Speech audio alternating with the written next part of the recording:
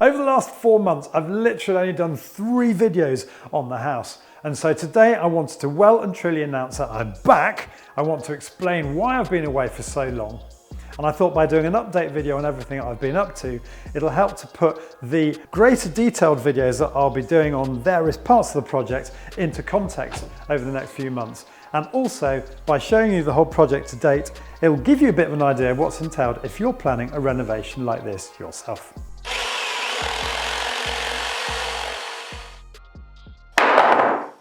So why just 3 videos? Well, as you'll find out in today's video, I've had a huge amount of stuff to commit to getting sorted out. I've been working ridiculous 17-hour days and I just haven't had any creative space to sit down and do the long form content videos that I like to do. Danny and Gaz, my builders, we're here off and on from February through to September, basically doing the stuff that I couldn't do myself. Digging foundations, screeding floors, installing steel beams, and whilst we were waiting for planning, remodeling the garden.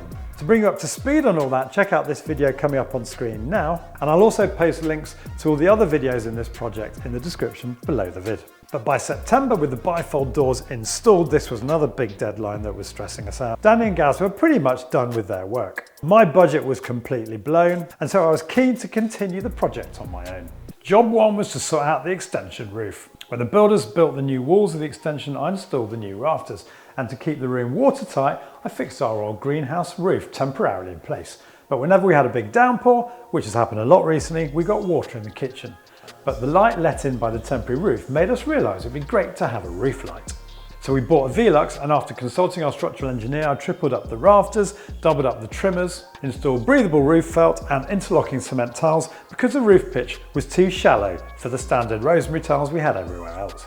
And I made lead soakers for the edge and rendered these into the wall. This is my second Velux install. I love installing Veluxes, I love roofing, 2 of my favourite jobs. The guttering was slightly less fun, as all the old cast iron had to be sanded down, primed, glossed and then reinstalled on the fascias around the kitchen and extension.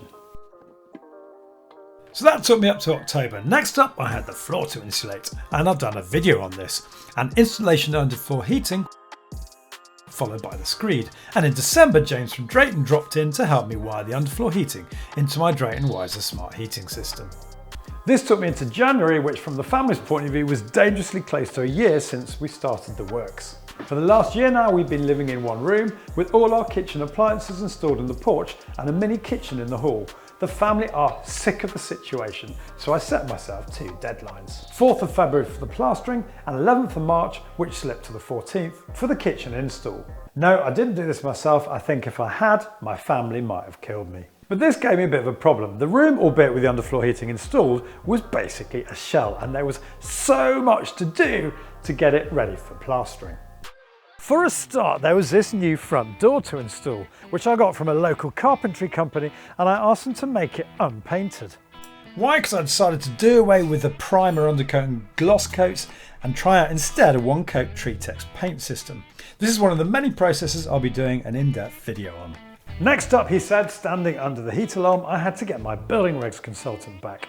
I haven't been using the council directly, I've been using an independent consultant. It's a bit more expensive, but it keeps the council 1 step removed. And also, he's saved my bacon a few times when I had to get around at short notice to approve various stages of the build, not least the underpinning we had to do when we realised the cottage had no foundations. The points he raised were that he wanted longer wall ties for the wall plate that I'd put in here. He wants an extractor fan in the utility, that'll be taken care of as part of my ventilation video. 30-minute fire rated plasterboard around all the steels, and of course this heat detector. He also wanted an additional 50mm of insulation underneath the rafters where the Velux is, which I was a bit annoyed about because I'd already put 100mm of PIR in between the rafters, but I'm actually quite glad that he made me do this because of course by putting 50mm below the rafters you're eliminating any cold bridging through the rafters themselves. Next up came a pretty major development, my internal wall insulation. You'll remember that this is a Victorian cottage and the builders in 2010 just dot and dabbed plasterboard on these walls. I did a video several months ago when I explained all the problems that this can cause with mold and stuff, damp condensation getting underneath the plasterboard. Now, I said at the time that I was going to use a batten and PIR system, which I've used successfully in other rooms around the house. But this is a Victorian property, and in the past I've been criticised for not preserving the integrity of it and allowing it to breathe with, for example, lime plaster. And after doing the vid, someone said I was doing the breathable internal wall insulation industry a disservice by suggesting lime plaster was the only alternative. So I felt I owed it to myself, but more importantly to you guys, to do a bit of proper research on this. And to cut a long story short, I've ended up with a product which I've found a joy to install from a company called SWIP that uses insulated battens to get around the cold bridging issue, a Knauf insulation wall which is very easy to use, and an intelligent Intello membrane which basically allows vapour out of the wall into the room, but not from the room, crucially, into the wall itself. As I say, I loved installing this system, not least because it's given me the chance to true up these walls and also to pass all of my services, particularly the hot and cold water and the electrics, through those insulated battens. Again, I'll be doing a full detailed video on the entire installation, so keep an eye out for that on my channel in the next couple of months. Which leads us neatly on to plumbing. I've moved the kitchen onto the other side of the house, which meant I needed to get hot and cold water, but also the waste over to the south side of the cottage. My daughter's room is above the kitchen, and I was keen to replace the microbore feed with 15mm copper. And I've also installed auto balancing valves, which I'll be rolling out on all remaining radiators when I've got time. More on that in a later vid. As you've seen, I've taken hot and cold feeds across the room. There was some late night plumbing for the kitchen sink and a water feed for the fridge and dishwasher, and some new waste pipes to install which I've matched to the colour of the guttering. There's one big thing left to do, and that's to take the waste from the sink and dishwasher into our septic tank. So before we can use the kitchen, I've got to dig up the garden and install a new connection to the existing soil pipe. Next up, ventilation. Now, you heard the building regs guy wanted an extractor fan in the utility room, a room which you can see is far from finished at the moment, with no ducting cut into the wall. I haven't got around to doing that yet. What I decided to do here was to install a single room heat recovery fan, this one here, and the inspiration for this is Sam on my Discord forum. Remember, you can get access to that through Patreon. Thought better to put something like this in, having invested so much in the insulation of this room, rather than some actual fan in the wall that was just going to leak heat. Now, clearly the ducting should have gone in first before I put the Intello membrane in, but you can watch me have some fun trying to get that sorted out in a few weeks' time. Now, my other big worry moving the kitchen from one side of the room to the other was extraction for the oven. I wanted an extractor fan that vented outside rather than through graphite filters because, quite frankly, I think they're a bit of a liability long term. I had limited space in the ceiling, so I bought a 3 metre length of 120mm ducting, punched a hole through the outside wall and temporarily rigged up the extractor fan so I could get the ducting in exactly the right place. Now, this required a lot of conversations with my kitchen designer, and amazingly, we've got it spot on. There's a lot of skepticism about the efficiency of a fan running through a sort of 2.5 metre long duct. But I've got to say, one of my proudest achievements on this project has been getting this to work really well through rigid ducting. So there's no flexi involved at all. I've also bought this cowled wall vent which will go on the outside. Haven't fixed it in place yet because it needs painting. But when you turn this on,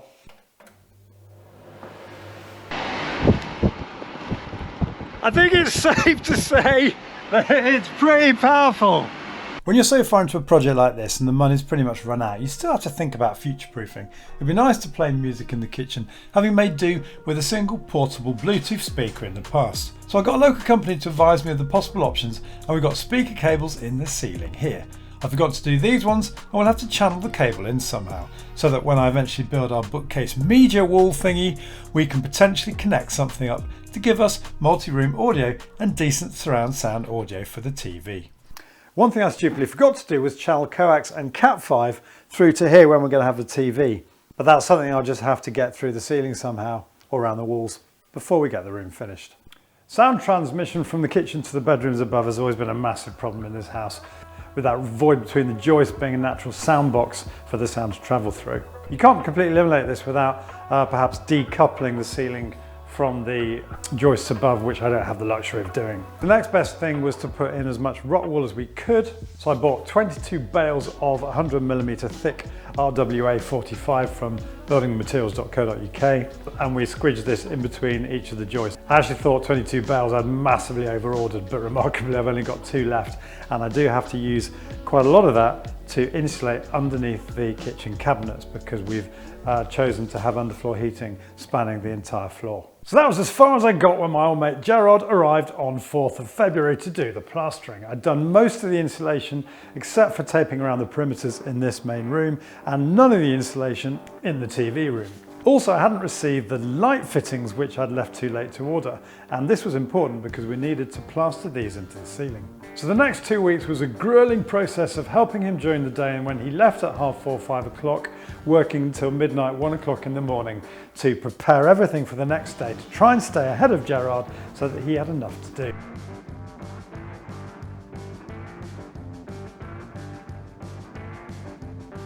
So what are we talking about here? Well, installing the light fittings, installing the window and door reveals with a 27mm insulated plasterboard that SWIP had provided. For the internal walls where the gap was too great behind the plasterboard, either due to the walls being uneven or because of the need to route electrics through the back, I battened them. But for those that were in good condition, I fixed the plasterboard in place using insulated foam rather than dot and dabbing with plasterboard adhesive. I'll do a full video on this, but suffice to say, it's a bit of a knack to get it right. But with a bit of patience and a decent spirit level, it's an effortless and mess-free process that also keeps you from putting too much moisture into those walls, which you would have done if you'd used plasterboard adhesive. Also, another great tip for my Discord forum members. I think I've got Ross to thank for that. These self-tapping screws that I use to fix a wooden pattress to the underside of the steel above the bifolds.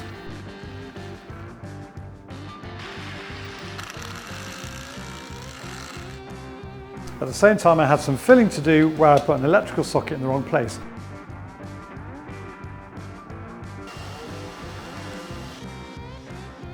And also a couple of misplaced lights. Because we had to board out the room as we went, it took 3 weeks to plaster from start to finish. But finally it was done, and from the wreck of that shell, we were suddenly on the finishing straight. Another job that needed doing was priming that new plaster. I've done a lot of mist coating over the years, but this time I used a John Matt contract emulsion that required 1.5 parts of water to 10 parts paint. I usually water it down more than that, but decided to stick with the instructions and it seemed to go on pretty well. And I'm using the same paint for the top coat as it's one of their only emulsions that's breathable. I didn't want a vinyl based paint when I've gone to all that effort with the breathable insulation. With Gerard finished on the 23rd of Feb, I suddenly found myself with a cavernous amount of time, 2 whole weeks to get the floor tile before the 11th of March kitchen install date. But then disaster struck. I woke up on the 26th of February with a full-blown virus. And it was as much as I could do the whole week just to tidy the room and make one trip to the tip. I also had other stuff to sort out. Firstly, the huge 1.2 metre square tiles we ordered were darker than the sample. Basic Stone, who we bought them from, agreed to take them back, but it ended up being a £300 mistake. The next issue was I had never tiled a floor before, let alone one with large format tiles like this. So the learning curve was almost vertical and had to be compressed into about 3 days. I got some great advice from Pro Tiler Tools, who I bought most of my kit from, and planned to use a Detramat decoupling membrane to stop the tiles cracking from the underfloor heating. But in the end used Ardex's own decoupling mat, and I was using their glue to glue the mat down and also to glue the tiles in place. When charging our EV at Lidl a couple of years ago, I came out of Lidl with a Breville toaster machine and a double paddle cement mixer, and this mixer proved to be absolutely crucial in mixing the tile adhesive. I modified a floor clamp to lower each tile into position without destroying my back, and used these Ruby Delta floor wedge levelling systems to get the tiles flat and also to maintain that 3mm gap. Also crucial was the new diamond cutting disc for porcelain. I decided to cut all the tiles with my grinder, and this was vindicated because it worked really well. Also enormously effective was the tutor cut, which I've never used before but which guides the blade and minimises chipping. Again, there will be a full vid when I explain everything us DIYers need to know to take on a massively demanding project like this. More 17-hour days and 1:30 AM finishes followed, and by Thursday the 14th of March I finally had enough tiles down for the kitchen fitter to come and install. One of you commented some time ago on my knife sharpening vid to say I had a classic electrician's grid of lighting in the old kitchen and suggested I get the new lighting properly designed, and this is exactly what I've done with this system from Foss, which will also have 2 LED strips here and here. This one's in but not painted yet. Throughout this project I've been in the safe hands of a professional electrician, Sean, who I've known for several years now and who visited to disconnect all electrics and has been back in stages to install the new consumer unit and all the wiring. I've got to say special thanks must go to Sean. He's been such a fantastic help on this project. He's sort of project managed his side of things, advised me when he needed to come around, and has just popped in every now and again to keep the whole thing rolling. Can't thank him enough. And this here is, we're trying to work out what shape lights to put above the island, in case you're wondering why there's a football dangling in the kitchen. So that pretty much brings you up to speed on where I'm at and explains hopefully why I haven't been posting that many videos recently. I've got to say this whole process has been exhausting. It's been going on for over a year now, and if I'm totally honest with you, I am a little bit sick of this. I just want to get it finished now. But one thing that does sort of leave me feeling quite warm and at times proud is how much I've learnt as a result of this project, which will hopefully give you guys some inspiration as you continue your DIY journey. 25 years ago when I started out, I had basic carpentry skills. That was the limit of what I could do, and this is where I've got to now. The tiling was something I was advised and warned not to do, and with no background or experience, it was a bit daunting, but something I was quite keen to try. If you can pull off something like that, it does make you feel a bit invincible and prepares you for the next project. Anyway, that's enough waffling from me. Details of all the supplies I've used, tools, etc. will be in the description below the vid. Just to emphasize, nobody's paid me for any mentions today. And I'll also link to videos that you might find useful. Stay tuned over the next few months as I delve into more details on specific parts of this project. Tell your friends, spread the word, do subscribe if you are new to this channel. That all helps keep me incentivized and reminds me why I go through all this. Thanks again, and I'll see you soon.